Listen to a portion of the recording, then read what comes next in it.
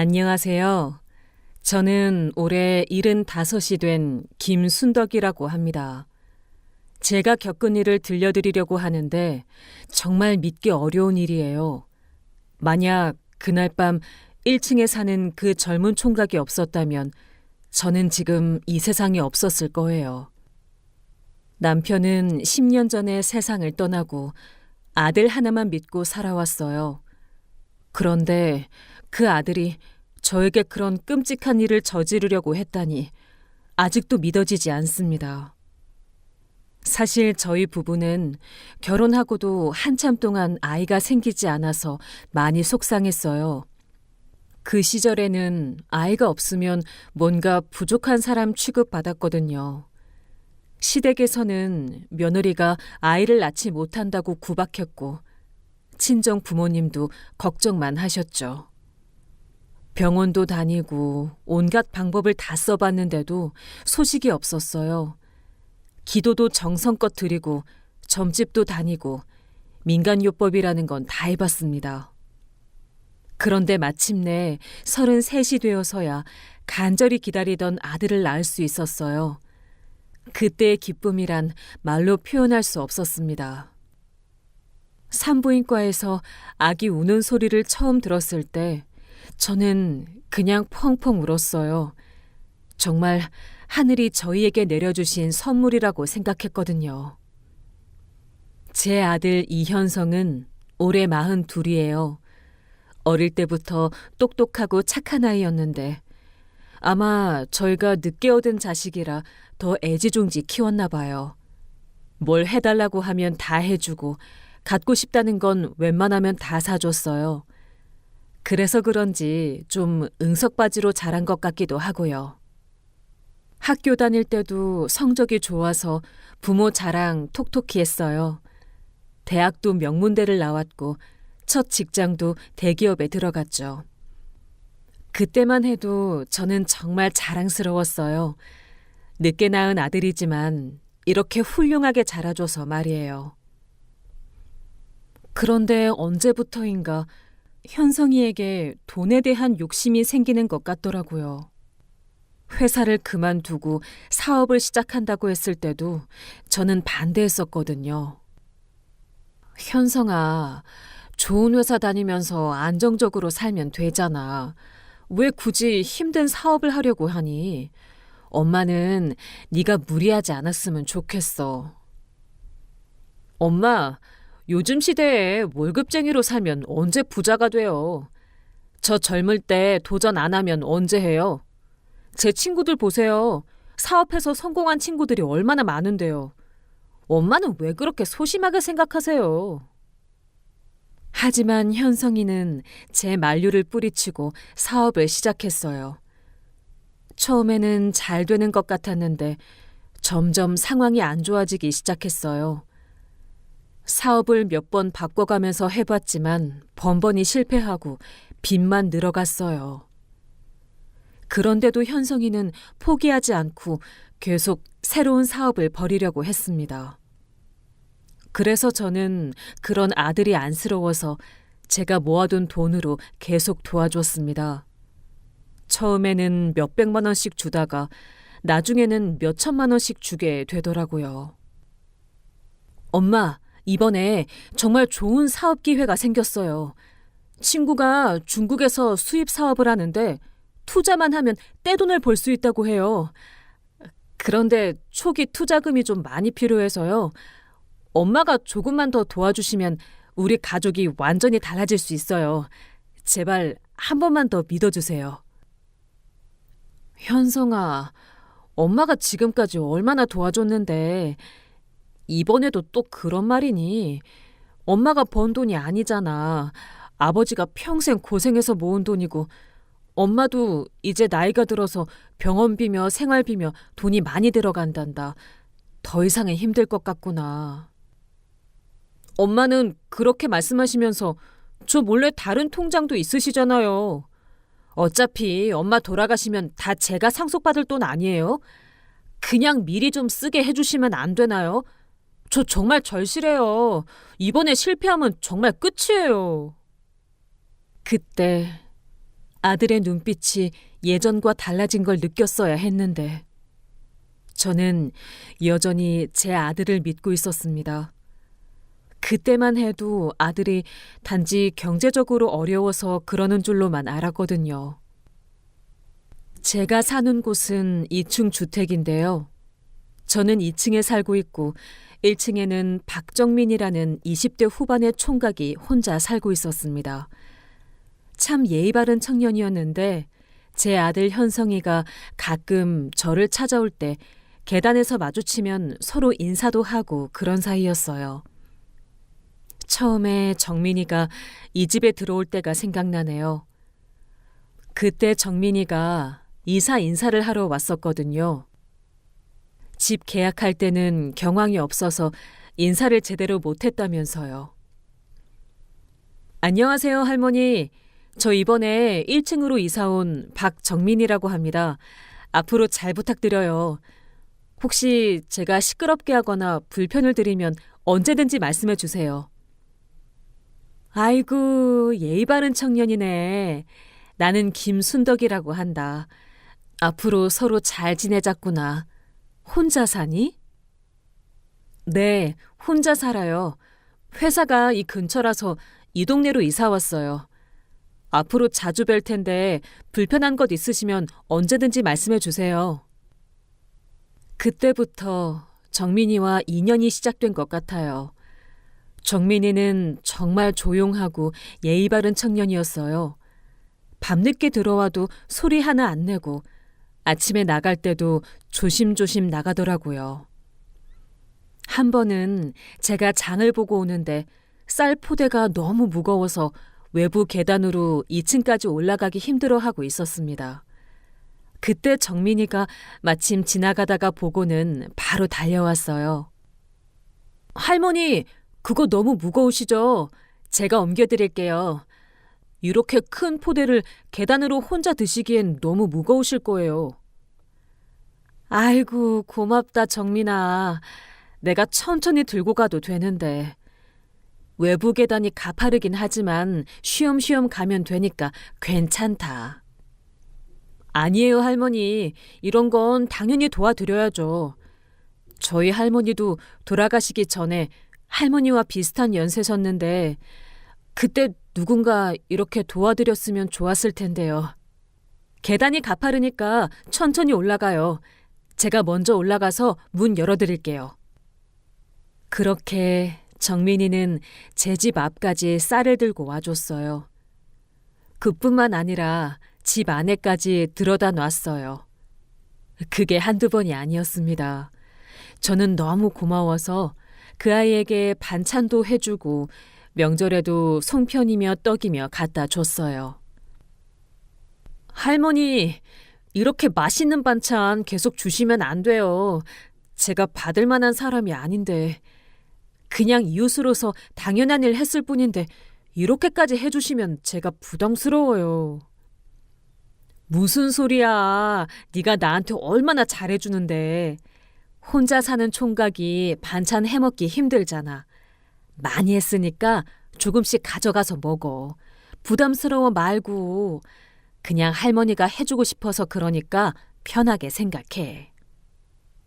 정민이도 항상 감사하게 받아주면서 가끔씩 과일이나 간식을 사다 주기도 했어요. 특히 제가 좋아하는 단감을 사다 주면서 이렇게 말하곤 했습니다. 할머니, 이거 맛있는 단감이에요. 할머니가 단감 좋아하신다고 하셔서 좋은 걸로 골라왔어요. 달고 아삭아삭해요. 저녁 드시고 나서 후식으로 드세요. 이렇게 서로 정을 주고받으며 지내다 보니 정민이가 정말 고마운 존재가 되었어요. 아들보다도 더 자주 안부를 묻고 챙겨주는 것 같아서 마음이 따뜻했습니다. 그런데 몇 달 전부터 제 아들 현성이가 변하기 시작했어요. 예전보다 자주 집에 와서는 제 통장 상황이며 보험 얘기며 자꾸 물어보더라고요. 처음에는 제가 나이가 들어가니까 돈 관리를 도와주려는 줄 알았습니다. 엄마, 요즘 보험료가 너무 비싸지 않아요? 엄마 나이에 그런 비싼 보험이 꼭 필요한가요? 차라리 해지하고 그 돈으로 다른 투자를 하시는 게 나을 것 같은데요. 그리고 은행 적금도 이자가 너무 적잖아요. 요즘 같은 저금리 시대에 은행에 돈 넣어봐야 돈이 늘어나지도 않아요. 제가 알아본 곳에 투자하시면 몇 배는 더 벌 수 있어요. 현성아, 엄마는 안전한 게 최고야.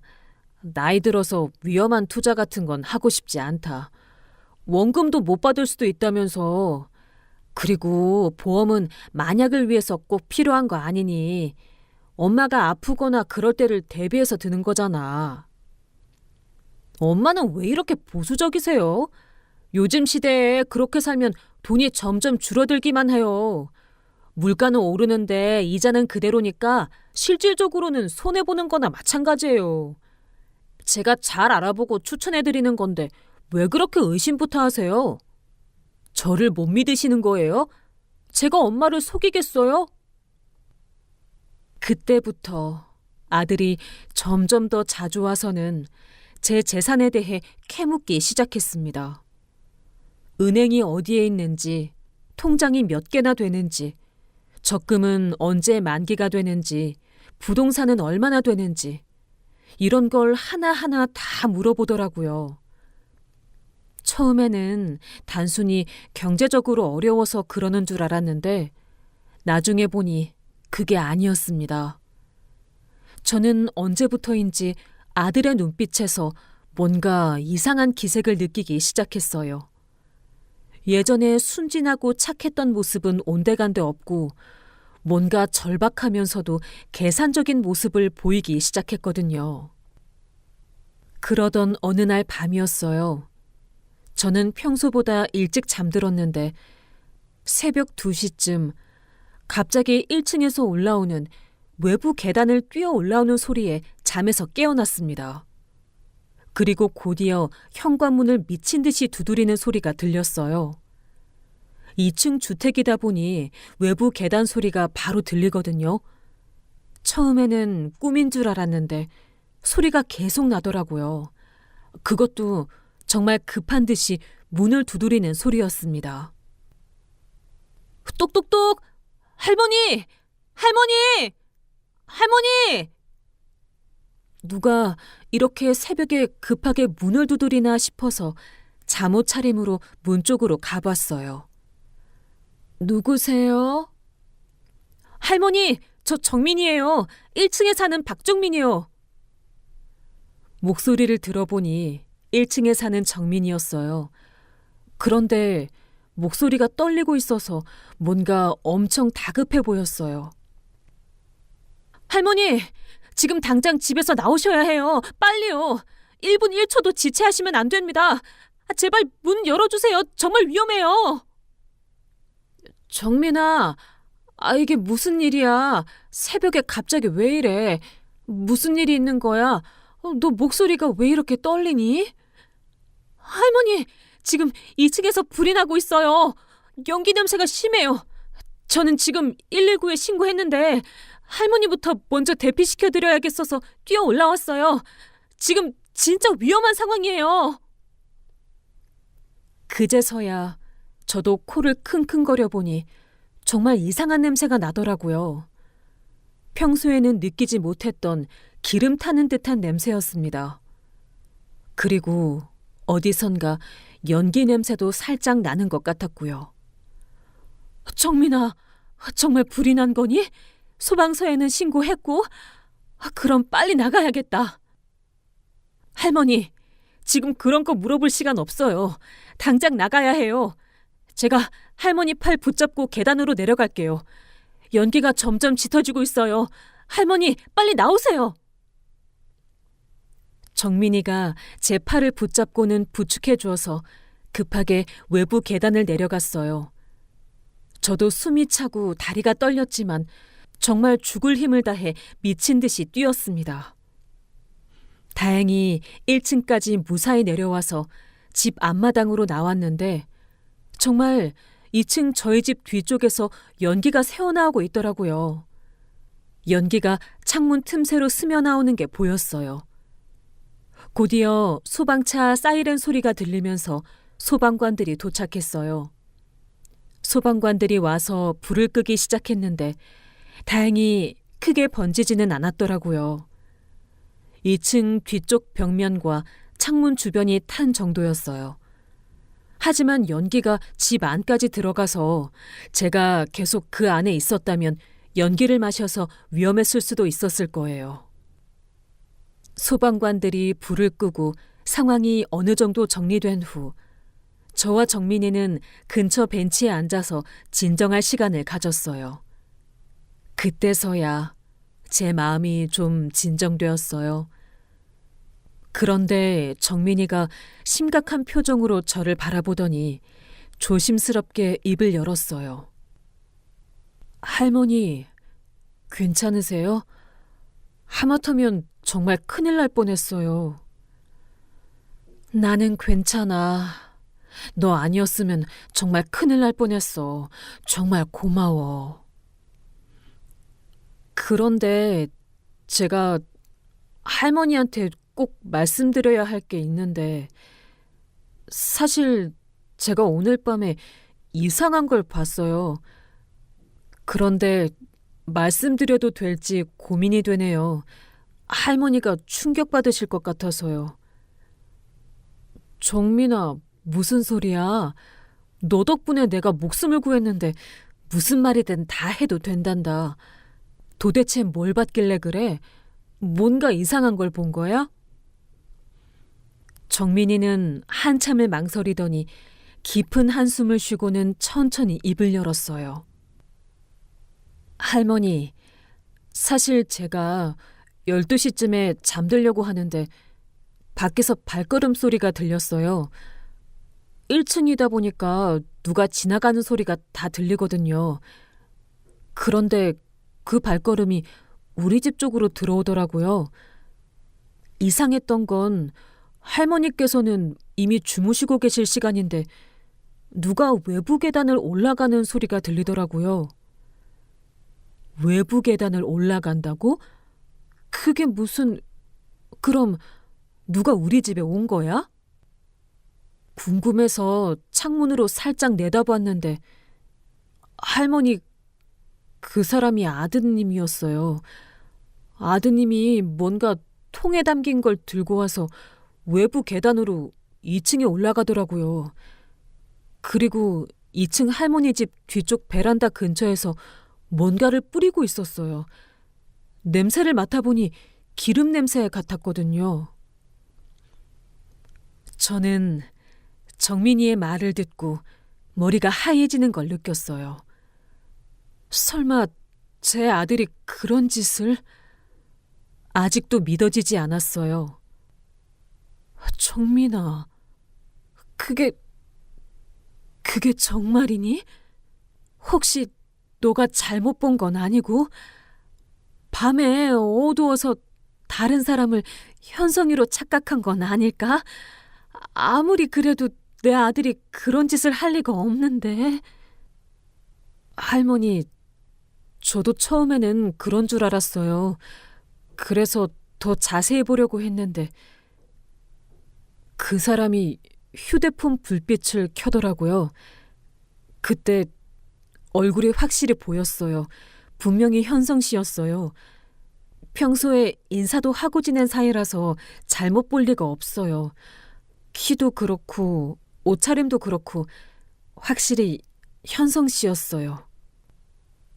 그리고 그 후에 2층 베란다 쪽에 기름을 뿌리더니 한 30분 정도 있다가 뭔가 불꽃 같은 걸 던지고는 급하게 외부 계단으로 내려갔어요.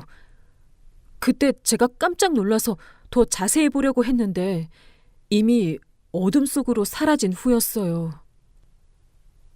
정민이의 말을 들으니 온몸에 소름이 돋았어요.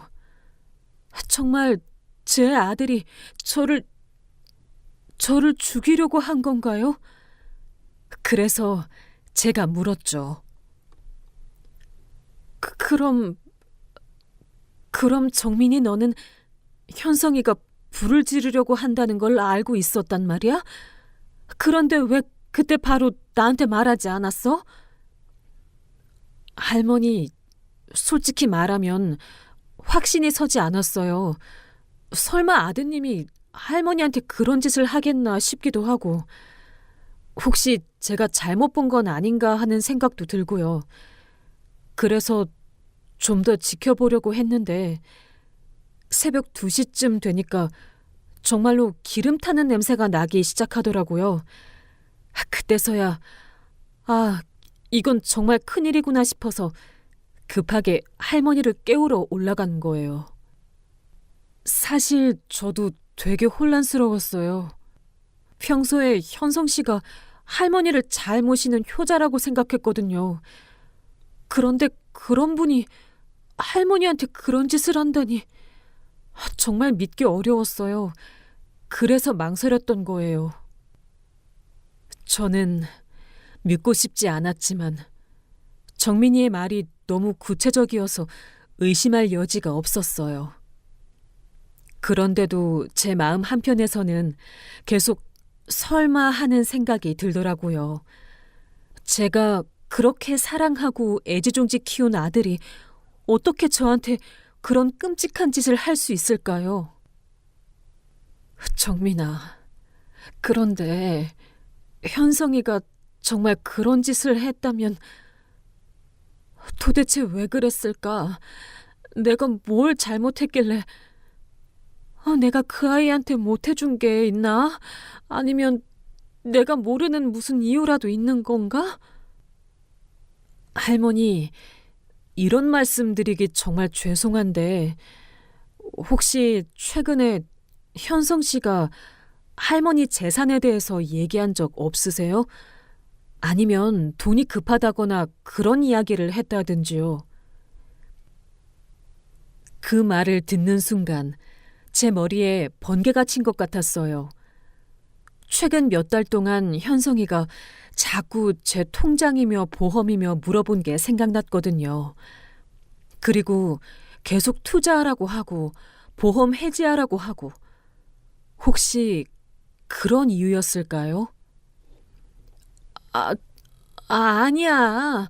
설마 그런 이유로 내 아들이 그런 짓을... 아니야. 분명 다른 이유가 있을 거야. 현성이는 그런 애가 아니거든. 좀 응석바지로 자라긴 하지만 착한 애야. 할머니, 저도 현성 씨를 좋게 생각하고 있었어요. 평소에 예의도 바르시고 할머니한테도 잘하시는 것 같았거든요. 그런데 오늘 밤에 본 모습은 정말 믿기 어려웠어요. 할머니가 그 안에서 주무시고 계시는 줄도 모르고 그런 짓을 하는 것 같았어요. 그때 소방관 한 분이 저희 쪽으로 다가오시더라고요. 불을 다 끄고 상황 정리를 하신 모양이었어요. 할머니, 괜찮으시죠? 다치신 곳은 없으시고요. 불은 다 껐는데 원인을 조사해 봐야겠어요. 혹시 최근에 이상한 일이나 수상한 사람을 본 적 있으신가요? 일단 보니까 인위적으로 불이 난 흔적이 있거든요. 2층 베란다 쪽에 기름을 뿌린 자국이 선명하게 남아 있어요. 저와 정민이는 서로 눈을 마주쳤어요. 정민이가 제게 무언의 신호를 보내는 것 같았어요. 말씀드릴까요? 라는 눈빛이었죠. 그게... 제가 생각 좀 해볼게요. 할머니, 이건 명백한 방화 사건이에요. 2층 베란다 쪽에 기름을 뿌리고 의도적으로 불을 낸 것 같아요. 외부 계단을 통해서 올라가서 한 것 같고요. 그리고 이 시간대를 봐서는 할머니가 주무시고 계실 때를 노린 것 같은데 혹시 최근에 누군가와 갈등이 있었거나 돈 문제로 트러블이 있었던 건 아닌가요? 그 말을 듣는 순간 저는 더 이상 현실을 부정할 수 없었어요. 정민이가 본 것이 사실이라면 제 아들이 정말로 저를... 저를 죽이려고 했다는 얘기잖아요. 그것도 제가 깊이 잠든 새벽 시간을 노려서 말이에요. 소방관님, 제가 알고 있는 게 있긴 한데 이걸 어떻게 말씀드려야 할지 너무 충격적이라서. 할머니, 제가 본 걸 말씀드릴까요? 할머니가 말씀하시기 어려우시면 제가 대신. 정민아, 그래, 너가 본 걸 정확히 얘기해 주렴. 내가 직접 말하기에는 너무 힘들다. 그렇게 정민이는 소방관에게 자신이 목격한 모든 것을 상세히 설명했어요. 시간대부터 시작해서 현성이가 어떻게 외부 계단으로 올라가서 기름을 뿌리고 불을 지른 후 도망간 것까지 말이에요. 소방관의 표정이 점점 심각해지더라고요. 그렇다면 이건 단순한 방화가 아니라 살인미수 사건이네요. 아드님이 어머님을 노린 건가요? 바로 경찰에 신고해야겠어요. 할머니, 정말 힘드시겠지만 경찰 조사에 협조해 주셔야 할 것 같아요.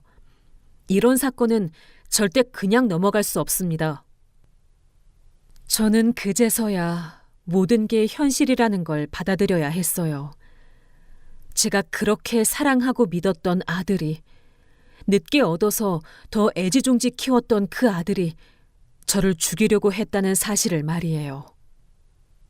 그 후 경찰이 와서 조사를 시작했어요. 정민이가 목격한 내용을 자세히 진술하고 소방서에서도 방화 흔적을 확인했다고 했죠. 경찰은 바로 현성이를 찾아 나섰어요. 할머니, 혹시 아드님이 최근에 경제적으로 어려웠거나 할머니와 갈등이 있었던 건 아닌가요? 아니면 할머니 재산에 대해서 관심을 보인 적이 있나요?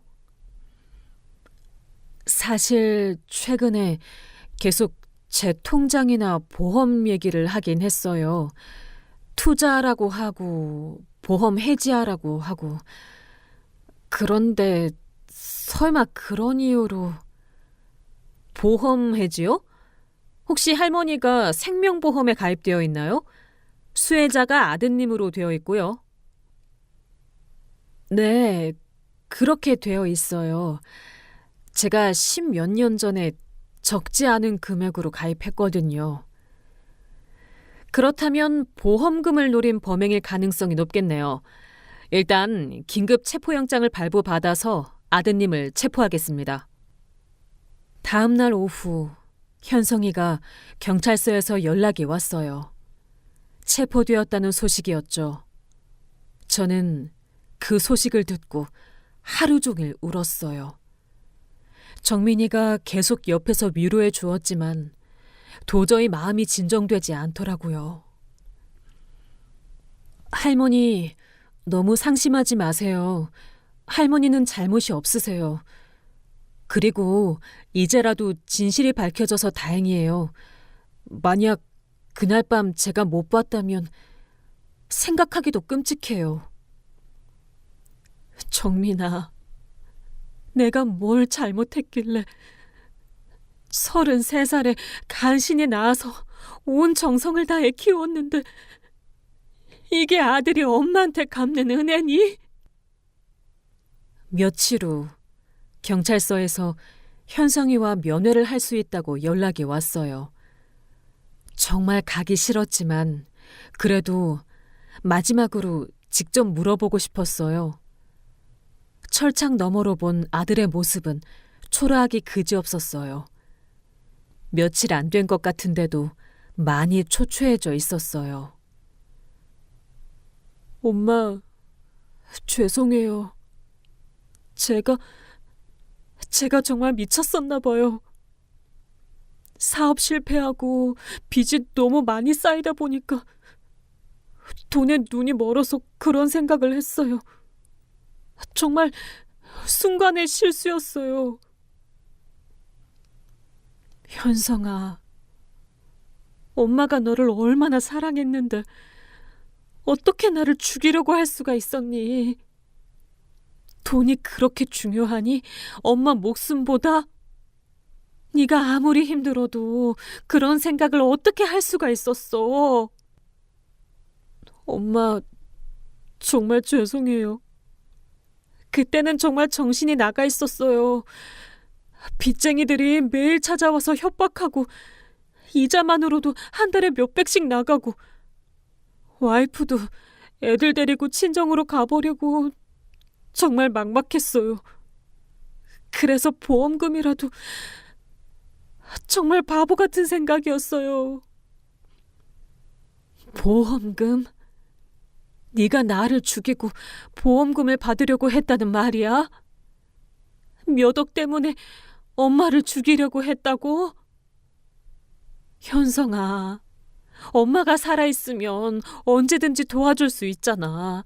왜 그런 끔찍한 생각을 했어? 엄마가 계속 거절하시잖아요. 투자도 안 하시고 보험 해지도 안 하시고. 그래서 답답해서. 미안해요, 엄마. 정말 잘못 생각했어요. 저는 아들의 말을 듣고 정말 화가 났어요. 자기 잘못은 생각하지 않고 제가 돈을 안 줘서 그랬다는 식으로 말하니까요. 현성아, 엄마가 너를 낳아서 기르느라 얼마나 고생했는지 알고 있니? 33살에 간신히 너를 낳아서 온 정성을 다해 키웠는데 이게 엄마한테 갚는 은혜니? 너 때문에 엄마가 얼마나 무서웠는지 알아? 그날 밤에 정민이가 없었으면 엄마는 정말 죽었을 거야. 엄마, 정말 잘못했어요. 다시는 그런 생각 안 할게요. 엄마, 용서해 주세요, 제발. 용서? 네가 엄마를 죽이려고 한 걸 어떻게 용서해? 네가 감옥에 가는 건 당연한 거야. 엄마는 널 더 이상 내 아들이라고 생각하지 않을 거야. 현성이는 고개를 숙이고 더 이상 대답하지 못했어요. 저는 그 모습을 보고 정말 서럽고 화가 났어요. 그렇게 키운 아들이 저한테 이런 짓을 하다니. 그 후 현성이는 살인미수와 방화 혐의로 재판을 받게 되었어요. 재판 과정에서 현성이의 빚이 얼마나 많았는지, 그리고 보험금을 노리고 치밀하게 계획했다는 것이 다 밝혀졌어요. 결국 7년의 실형을 선고받았죠. 저는 법정에서 그 판결을 들으면서도 믿기지 않았어요. 제 아들이 정말로 감옥에 가게 되다니. 그것도 저를 죽이려고 했다는 죄목으로 말이에요. 재판이 끝나고 집으로 돌아오는 길, 정민이가 저를 집까지 바래다 주었어요. 정민이는 재판 과정 내내 증인으로 출석해서 자신이 본 것을 정확히 증언해 주었어요. 할머니, 정말 힘드셨죠? 그래도 이제 안전하세요.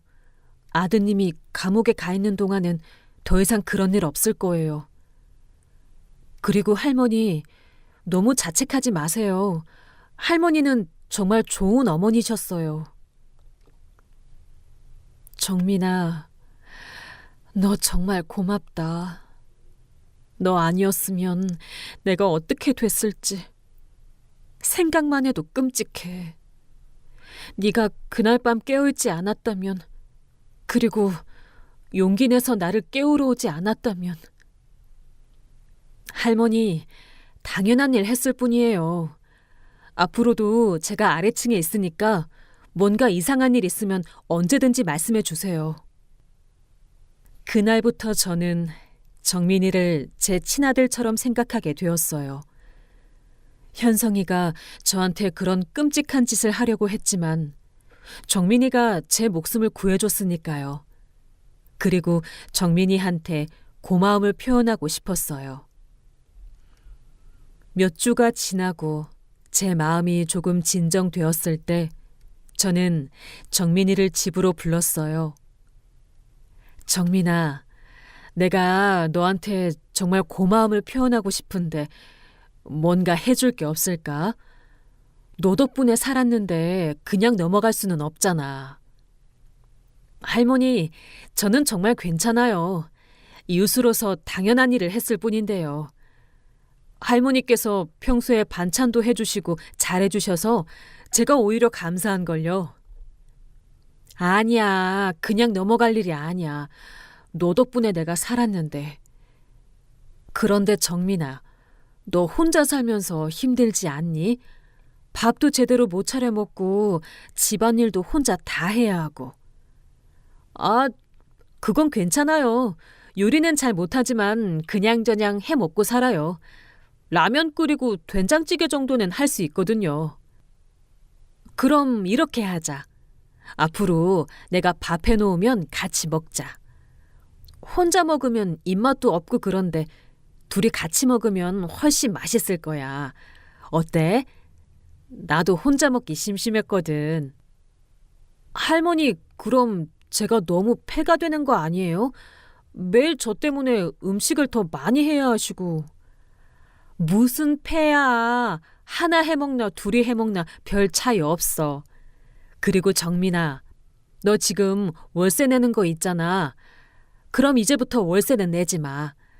네가 내 목숨을 구해줬는데 월세를 받을 수는 없지.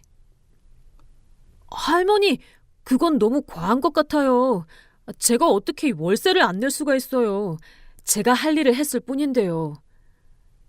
정민아, 네가 내 목숨 구해줬잖아. 그런데 월세 면제가 과하다고? 내 목숨이 월세보다 못하다는 거야? 내가 네 덕분에 살았는데 그 정도는 해줘야지. 정민이는 결국 제 고집을 꺾지 못하고 월세 면제를 받게 되었어요. 사실 이 집은 제 소유였고 정민이도 원래 제가 집주인인 걸 알고 있었거든요. 남편이 살아있을 때 산 집인데 1층은 월세를 받고 2층에서 제가 살고 있었던 거예요. 그 후로 저와 정민이는 정말 가족같이 지냈어요. 제가 매일 밥을 해서 같이 먹고 정민이는 무거운 짐이 있을 때마다 도와주고 병원에 갈 때도 데려다주고 그랬죠. 한 번은 제가 아파서 병원에 입원했을 때가 있었어요. 그때 정민이가 매일 병원에 와서 간병을 해줬어요. 할머니, 죽 좀 드시라고 집에서 끓여왔어요. 병원 음식만 드시지 마시고 이것도 좀 드세요. 제가 인터넷 보고 따라 만든 건데 맛은 어떨지 모르겠지만요. 정민아, 너 일 안 하니? 매일 여기 와서 이러면 회사에서 뭐라고 하지 않아? 괜찮아요. 회사에 사정 얘기하고 반찬 내고 왔어요. 할머니가 아프신데 제가 안 오면 누가 와요? 저희 할머니가 돌아가시기 전에 아프셨을 때 제가 제대로 모시지 못한 게 너무 후회돼서 이번엔 할머니를 잘 모시고 싶어요. 그 모습을 보면서 저는 정말 눈물이 났어요. 친아들도 저를 죽이려고 했는데 남인 정민이가 이렇게까지 잘해주다니. 정민아, 내가 너를 어떻게 이렇게 만났을까? 정말 하늘이 할머니한테 복을 준 것 같아. 네 할머니도 하늘에서 흐뭇하게 보고 계실 거야. 할머니, 저야말로 할머니 같은 분을 만나서 행복해요. 저희 할머니께서 5년 전에 돌아가신 후로 외로웠는데 할머니가 제게는 진짜 돌아가신 할머니 같아요. 그렇게 1년 정도가 흘렀을 때였어요. 정민이가 결혼할 여자친구를 데려왔어요. 할머니, 소개해드릴 사람이 있어요. 제 여자친구 수진이에요. 수진아, 이분이 내가 늘 얘기했던 할머니야. 안녕하세요, 할머니. 정민이한테 할머니 얘기 정말 많이 들었어요. 정민이가 할머니를 정말 많이 좋아해요. 거의 매일 할머니 얘기를 하더라고요. 아유, 예쁜 아가씨네. 우리 정민이가 좋은 사람 만났구나. 수진아, 앉아라. 할머니가 맛있는 거 해줄게. 그날 저는 정민이와 수진이를 위해 정성껏 음식을 준비했어요. 보기만 해도 둘이 서로 아끼는 게 느껴지더라고요. 할머니, 정민이한테 들었어요. 할머니가 정민이한테 정말 잘해주신다고. 정민이가 할머니 덕분에 정말 행복하다고 하더라고요. 그리고 할머니가 정민이 월세도 면제해 주셨다면서요? 무슨 소리야? 할머니가 정민이한테 받는 게 훨씬 많지. 이 애가 내 목숨 구해준 거 알고 있니? 그래서 저는 수진이에게 그날 밤에 있었던 일을 자세히 얘기해 줬어요. 수진이는 그 얘기를 듣고 정말 놀라더라고요. 세상에, 정민이가 그런 일을 했었다니. 진짜 멋지네요. 그런데 할머니 아드님이 어떻게 그런 일을 벌일 수가 있어요? 정말 충격적이에요. 별거 아니야. 수진아, 나는 당연한 일 했을 뿐이야. 그리고 할머니는 정말 좋은 분이야. 우리 결혼하면 할머니께 자주 인사드려야 해. 그 후 정민이와 수진이는 결혼을 했어요. 저는 정민이 결혼식에서 축사를 해달라고 부탁받았을 때 정말 영광이라고 생각했어요. 결혼식 날, 저는 하객들 앞에서 정민이와 수진이에게 축복의 말을 해줬어요. 여러분, 오늘 결혼하는 정민이는 제게 생명의 은인입니다. 이 아이가 아니었으면 제가 여기 서 있을 수도 없었을 거예요. 정민이는 정말 착하고 의로운 청년입니다. 세상에 이런 사람이 있다는 것만으로도 희망이 생겨요. 수진아, 너 정말 좋은 사람 만났다. 평생 행복하게 살아라. 그렇게 정민이는 결혼을 했지만 여전히 1층에서 수진이와 함께 살면서 저를 잘 챙겨줬어요. 수진이도 저를 친할머니처럼 잘 모셔주더라고요. 할머니, 저 김치 담그는 법 좀 알려주세요. 시중에서 파는 김치는 정민이가 별로 안 좋아해서요. 할머니가 담그신 김치는 정말 맛있던데. 그럼 이번 주말에 김치 담글 때 같이 해보자. 김치 담그는 건 하루아침에 배우는 게 아니야. 천천히 배워가면 돼. 이렇게 하루하루가 따뜻하고 행복했어요.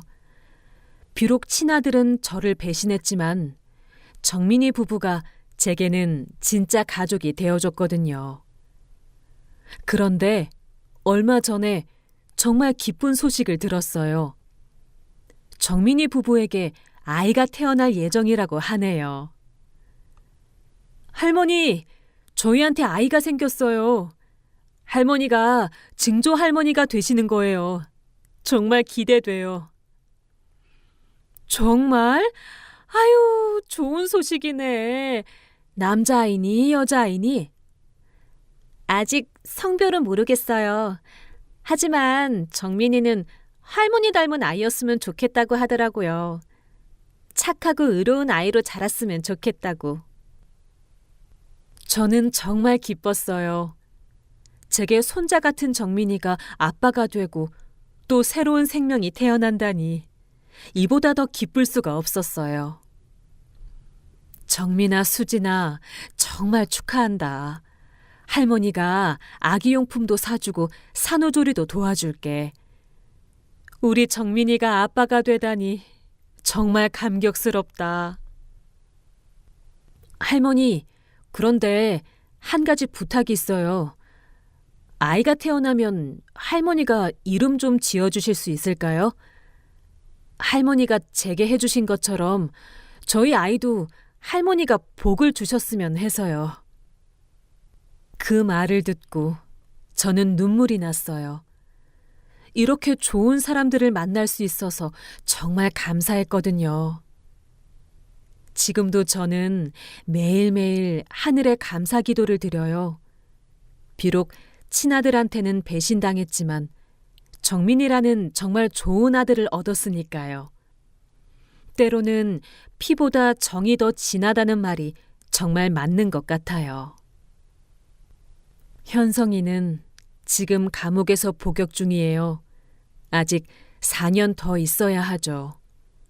가끔 편지가 오는데 정말 후회하고 있다고 써 있더라고요. 엄마, 저 정말 잘못했어요.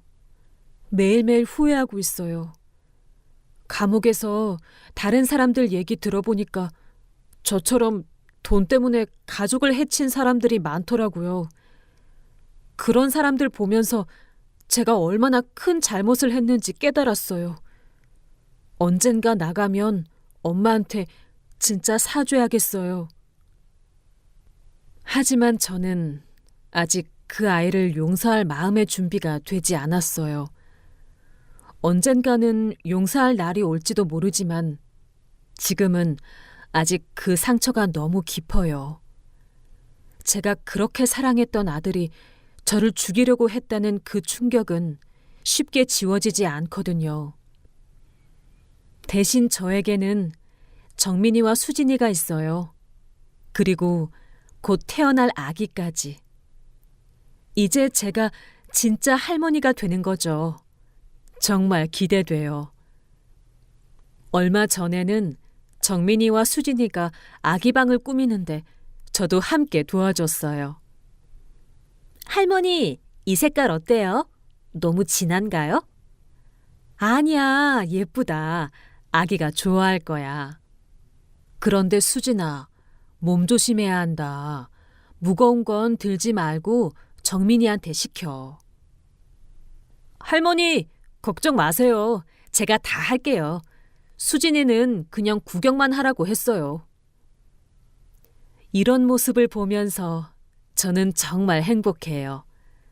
제가 평생 꿈꿔왔던 따뜻한 가정의 모습이 바로 이런 거였거든요. 가끔 이웃분들이 제게 물어보세요.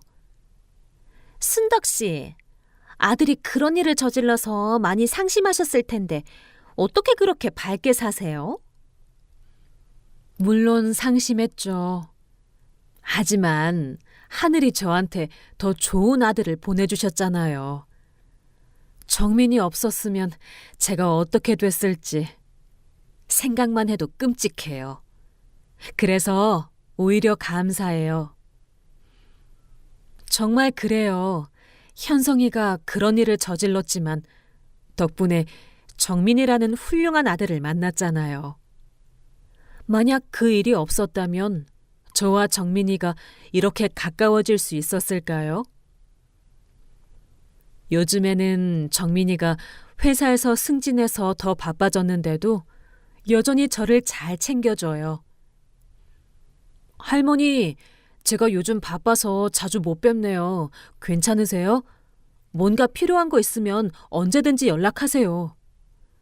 무슨 소리야. 너 일이 우선이지. 할머니는 괜찮으니까 걱정하지 마. 그리고 정민아, 네가 승진한 거 정말 자랑스럽다. 능력 있는 사람이 인정받는 거야. 할머니 덕분이에요.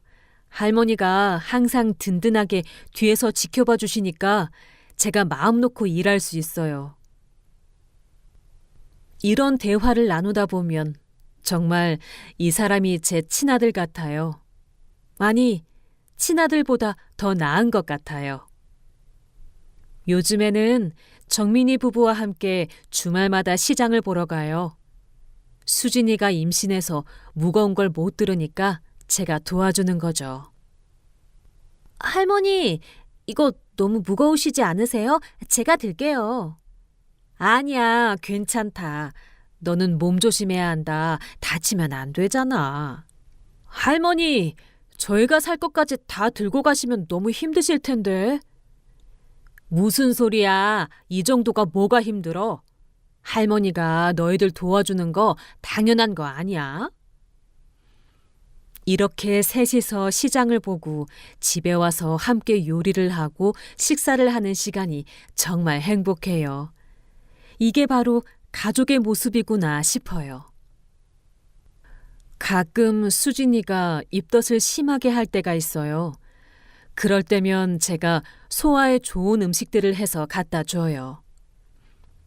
수진아, 이거 생강차야. 입덧에 좋다고 하더라.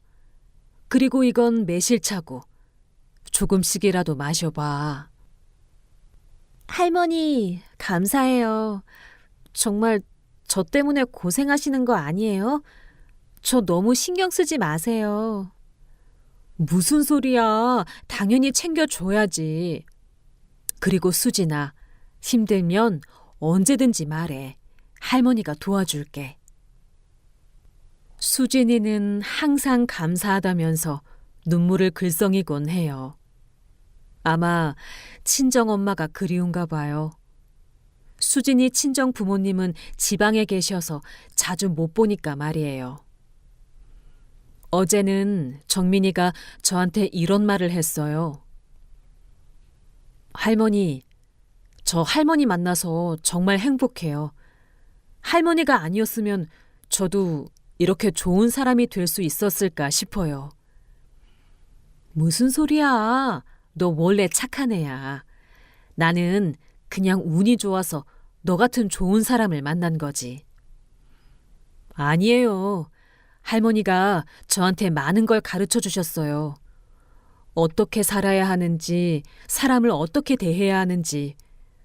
저희 아이도 할머니처럼 좋은 사람으로 키우고 싶어요. 이런 말을 들으면 정말 뿌듯해요. 제가 정민이한테 좋은 영향을 줄 수 있었다니. 며칠 전에는 정민이가 회사 동료들을 집으로 초대했어요. 저도 함께 식사를 했는데 동료들이 정민이를 정말 좋게 얘기하더라고요. 정민이는 정말 성실하고 착해요. 회사에서도 모든 사람들이 정민이를 좋아해요.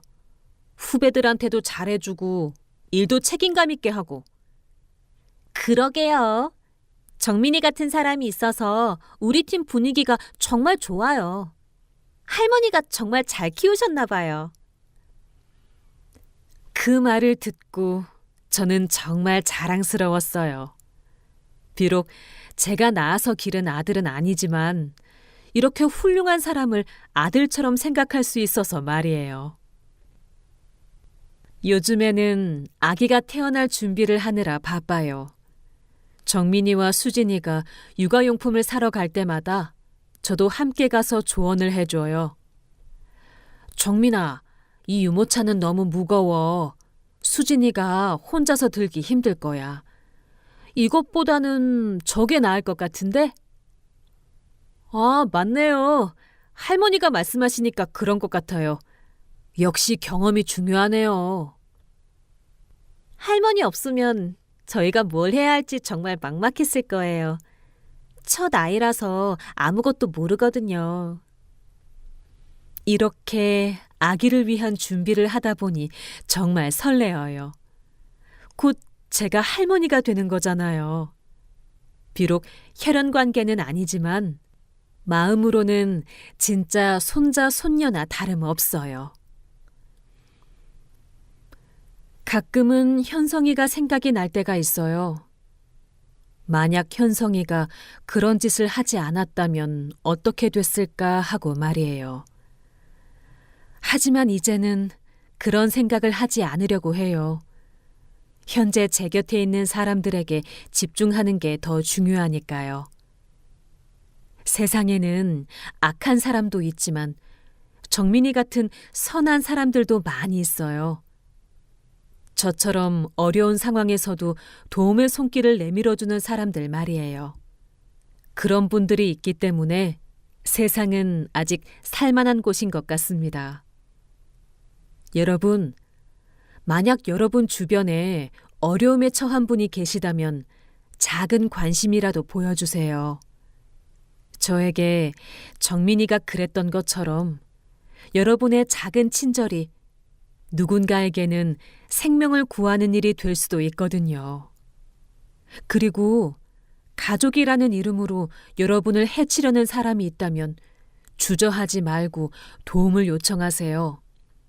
혈연 관계라고 해서 무조건 참고 견뎌야 할 이유는 없어요. 때로는 남이지만 진짜 가족 같은 사람들이 더 소중할 수 있으니까요.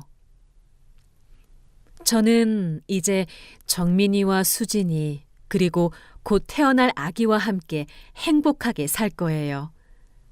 비록 현성이 때문에 큰 상처를 받았지만 더 큰 행복을 얻었으니까요. 마지막으로 그날 밤 용기를 내서 저를 구해준 정민이에게 다시 한번 고마움을 표현하고 싶어요. 정민아, 너 덕분에 내가 살았고 이렇게 행복하게 살 수 있게 되었어. 정말 고맙다. 끝까지 제 이야기를 들어주셔서 정말 감사합니다.